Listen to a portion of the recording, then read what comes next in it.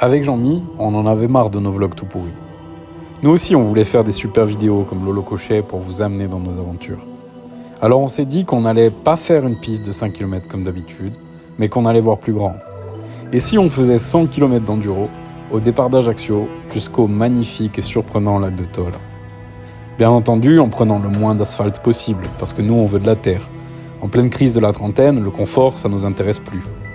C'est comme ça qu'un matin, on s'est retrouvé à traverser le village de Peeri, Kotikiaravari et d'autres, à la recherche d'un chemin qui nous ferait traverser la montagne pour rejoindre le somptueux lac tant attendu. Enfin ça c'est ce qu'on croyait, parce que comme tu vas voir dans cette vidéo, arrivé au chemin, il n'y avait pas tellement de chemin. Mais on a quand même tenté notre chance. Tu te dis peut-être que c'est pas un chemin carrossable, mais bien sûr que oui, la preuve, on va le carrosser. Regarde, un vrai petit chemin pour les motos.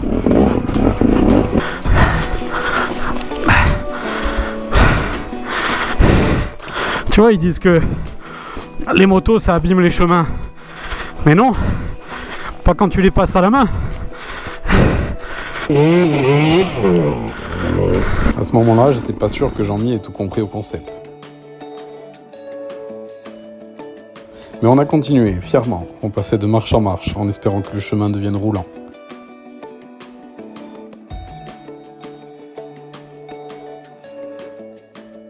Mais après 30 minutes de galère, épuisé, il fallait constater l'évidence. On va pas y arriver. On peut changer d'itinéraire, je pense. On est déjà crevé là. Bon, ça fait partie des aléas. Hein. On doit faire demi-tour. Pour plusieurs raisons. La première, c'est que le terrain est pas du tout adapté. C'est un chemin pédestre, on veut pas vraiment l'abîmer. Et c'est surtout pas vraiment praticable pour des motos. Rappelle-moi là. On est au départ là. C'est ça. Ça va. À ce moment-là, je te cache pas qu'on était déçus. On avait même envie de jeter les motos et rentrer à la maison. Mais on a décidé d'essayer de contourner, de passer de départemental en départemental pour essayer de rejoindre une piste. Bon, ça fait une demi-heure qu'on roule. On se perd dans les villages, on a le GPS qui marche pas très bien.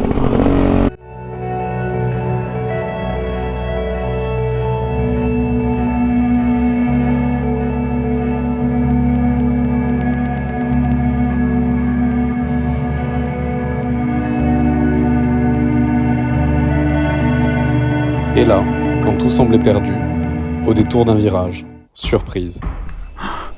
Ben voilà. Bon, ben on a trouvé cette piste, on va pas s'en plaindre. Donc c'est une départementale. Voilà. Voilà la gueule de certaines départementales en Corse, pour notre plus grand bonheur.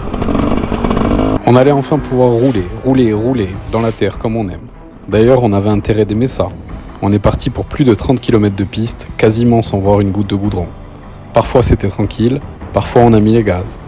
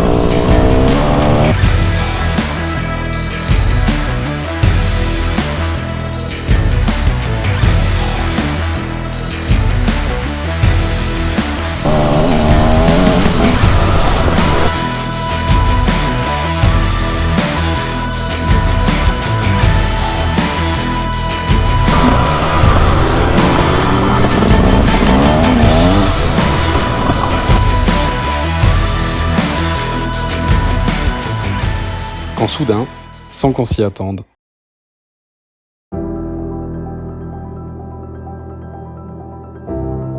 après avoir passé une grande épingle et un col à la vue vertigineuse, on est tombé nez à nez avec ce qu'on était venu chercher.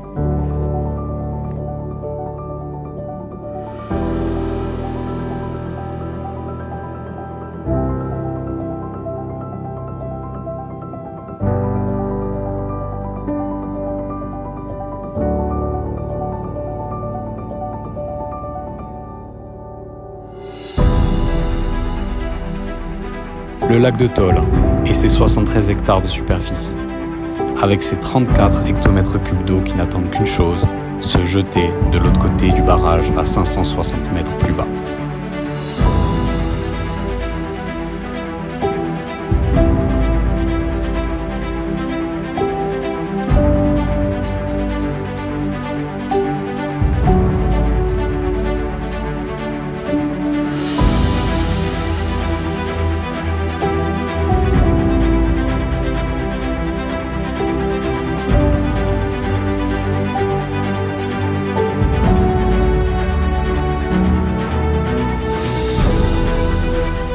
À cet instant, je te dirais bien qu'on appréciait le paysage, c'est vrai aussi. Mais on se faisait surtout beaucoup de soucis pour notre réserve d'essence. Avec tous ces détours, on avait déjà dépassé les 90 bornes et ma freeride était dans le rouge. On a quitté le lac pour se hisser au sommet de l'autre versant.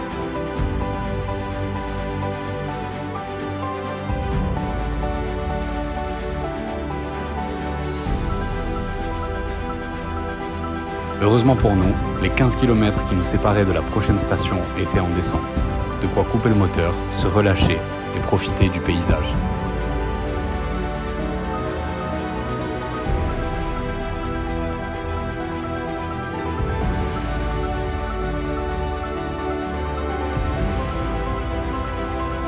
Pour enfin rejoindre Portich et profiter de notre fin de journée, bien méritée, à la maison.